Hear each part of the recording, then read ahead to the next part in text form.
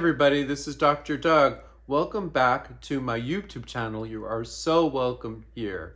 Today's video is going to be part 2 of the previous video on the important figure of Heinz Kohut, the founder of self-psychology. In the previous video, which you can check out, we go through some of the historical precedents from Freud to Anna Freud to Melanie Klein, then bam, to Heinz Kohut, and a whole paradigm shift into self-psychology. I talked about the major themes: empathy, vicarious introspection, the self as cheddar cheese or the self as holes with Swiss cheese, and how empathy cures. Today I wanted to talk a little bit more about how empathy works, let's say, in couples relationships. I might talk a bit about a couple I see in therapy. I'll change the story so that it's not revealing anyone's identity, just so we see how this kind of thing works. So we're going to talk about two men in a gay relationship: Richard, who's African American, and Henry, who is mixed Latino and Asian. They've been together for 10 years. They're seeking couples counseling because they're getting into arguments. They're having a lot of trouble communicating. Neither understands the other. They're always saying, "You don't understand me, you don't understand me." A perfect case for self-psychology, a perfect case for how all of us are raised, partly because our parents often weren't there in our early stages of development, to feel very injured in our self-esteem. Remember, self-esteem and narcissism are considered the same thing. Narcissism here can be healthy. Self-love is healthy. We really can't love another person if we haven't repaired the injuries to our own self. Very important idea. So let's say the two members in the couple are arguing because, let's say, Henry is a bit more, more organized and practical, and he'll say something about we need to do something in the house, but he'll say it in a way that has a tone to it, for example. And Richard will start to explain why he did the thing he is accused of not doing and how he did it a lot. And Richard has a tendency of getting a bit extra in his communication and talking a million miles a minute and flooding Henry. So Henry gets so exasperated that he'll yell, "You're overwhelming me. I can't understand a word you're saying," which will make Richard talk even faster and more intense because he's trying to get it all out. And this leads to an explosion and the inability to get anything done. So we can sort of see here that as we do a little bit of early investigation, but I'm not going to be Freudian. I'm not going to ask too many questions up front at first about what happened in their childhoods. I want to be able to see how they're handling the injury to the self-esteem that is caused by the other person. And I'm going to intervene and be a little bit of the lifeguard and ask each of them to tell me how they feel. So we get that actually when Henry is telling Richard something about what needs to be done in the house, Henry's trying to be helpful, at least according to Henry, but Richard experiences it as a tone and he feels injured. Now, he didn't realize he felt injured. That's the really cool thing. He didn't realize that he felt injured. So as I slowed him down and helped him notice that, he realized that there was a need inside of him that his husband mirror him for what he is doing rather than criticize him for what he's not doing. And until actually Richard could identify that early need, he couldn't be able to realize that's why he gets so extra and so emotionally explosive. It really, really, really has to do, everybody, with the importance of doing our own work and realizing that it's okay to have needs. It's okay to have needs. It's okay to express those needs first to oneself. I think that's the most important thing, everyone, is that each of us thinks that we should be telling our needs to our significant other. And sometimes therapists will say, well, you should just express your needs.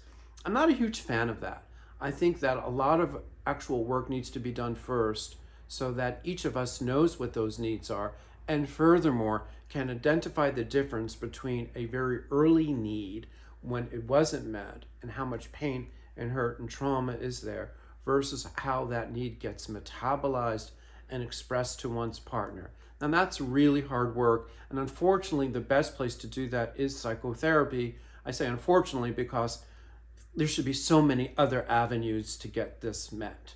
This is where meditation and astrology and yoga and all of these things are so helpful because they do calm the nervous system down, but they don't yet enough help the person to enter into the depths of their unconscious and find that little boy or girl or they inside of them who didn't get their needs met. That takes hard work, that takes psychotherapy. That's why I am a psychotherapist, as well as a spiritual person, as well as a person who works with crystals, as well as a person who does astrology. It's very, very important that each of us do that hard lifting work. That is work. There's no way around it, and there's no skipping over it, at least in my opinion, to get that early damaged, archaic need met and the self-esteem healed. So in the therapy with both of them, I'm helping Richard to slow down and see that actually he got injured. That's hard work, because nobody, and very few males, even if they're gay, really prefer to be vulnerable enough to identify their needs. But I'm there with the empathy, saying, okay, I really feel you, Richard. I really understand why you got triggered there. And I'm making sure not to ignore Henry and saying, and I also want to be there for you because I think you got hurt when your healthy need to be seen as being a helpful person in the family didn't get met by Richard. He took it the wrong way. So you were left out there in the cold, and then he started to yell at you. So you felt injured too. There's a lot of work there that needs to get done about first helping each of them slow down, have empathy for their own little needs inside of them, and then begin to wake up, because they haven't yet, to the fact that the other person in the relationship is not them. They're projecting, they're identifying, they haven't yet woken up to the fact that the other in the relationship is a separate person about whom they know very little, because they know very little about themselves and their own infantile issues. This is the beginning of true relationship, true care, true empathy, because empathy means that I'm going to go inside and take care of my own shit and look at where I'm acting out. And then I'm going to get really, really curious about what my partner is expressing to me without shutting him down or flooding him or just ignoring him. It's very, very hard work. But the self-psychologist is there trying to navigate some of the basic injuries in the session. Then later, we can do some deeper work to find out why Richard gets so agitated and dysregulated and talks so quickly, because we can find out later, because Henry becomes curious, that actually Richard was traumatized as a little black boy growing up with a homophobic father, and that when he was singing like MJ in the car on the way to church in a falsetto voice, he was thrown out of the car in the cold Houston winter just for 10 minutes. But it was such a severe punishment that it got him hysterical. And the only way he felt he could ever get his needs met was to just be very, very, very extra with his parents. It didn't work then, it doesn't work now. But then it was really useful for Richard to go back in time and to have empathy for his injury. So we're really talking here, everybody, about the new development of empathy as a theoretical tool, as a way of knowing ourselves and the other person. And this is why self-psychology is so useful to our clients, to ourselves, and to those folks out you who might be curious about some of the developments in contemporary psychoanalysis and self-psychology and how that might help us, especially people of color, queer people, oppressed people who also have injuries due to social class and oppression. Those injuries need to get addressed as well, empathically. So self-psychology, when opened up in a more intersectional manner, can also help us from one community to another community have empathy for each other. So it can be actually a way to provide some larger social global healing too. So that's all for today in terms of self-psychology.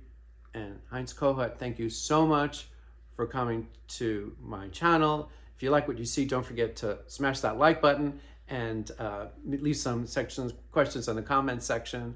And I look forward to seeing you next time. Bye-bye from Dr. Doug.